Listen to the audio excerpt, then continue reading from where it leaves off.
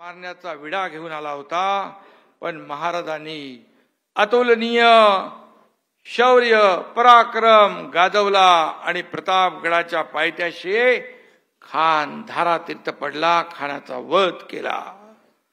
तो दिवस 10 नोव्हेंबर 1659 होता।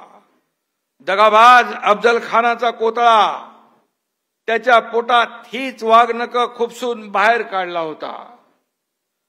असा पराक्रम गाजवण्यासाठी खर तर मनगडात रग आणि छातीत धग असावी लागते। अफजल खानाचा वध ही साधी सोपी घटना नव्हती।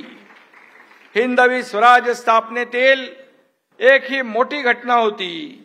यवनांच्या राज्य सत्तेला महाराजांनी लावलेला हा सुरुंग होता आणि म्हणून आज या वाघनकासमोर नतमस्तक होताना पुन्हा पुन्हा तो शिवरायांचा प्रताप आठवतोय, त्यांची शूरता, त्यांचा पराक्रम हे सगळं डोळ्यासमोर येत आहे आणि त्यामुळे आपल्या प्रत्येकाचा ऊर भरून आल्याशिवाय राहणार नाही, छाती अभिमानाने फुगल्याशिवाय राहणार नाही।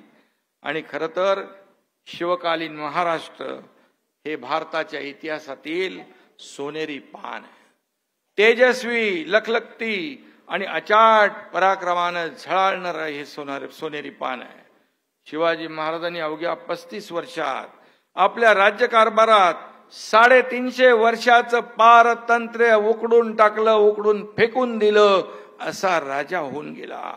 शिवछत्रपतींनी स्वतःच्या हिमतीवर आणि जीवाला जीव देणाऱ्या मावळ्यांच्या साथीने स्वराज्य उभं केलं। शिवरायांनी आदिलशाही, निजामशाही, मुघलांना नेस्तनाबूत केलंच, पण त्या काळी पूर्णपणे शस्त्रसज्ज अशा पोर्तुगीज, फ्रेंच, इंग्रज, डच अशा परकीयांना देखील त्यांनी जरब बसवली। आणि म्हणून खऱ्या अर्थाने शिवरायांना आपण भारतीय आरमाराचा जनक देखील म्हणतो।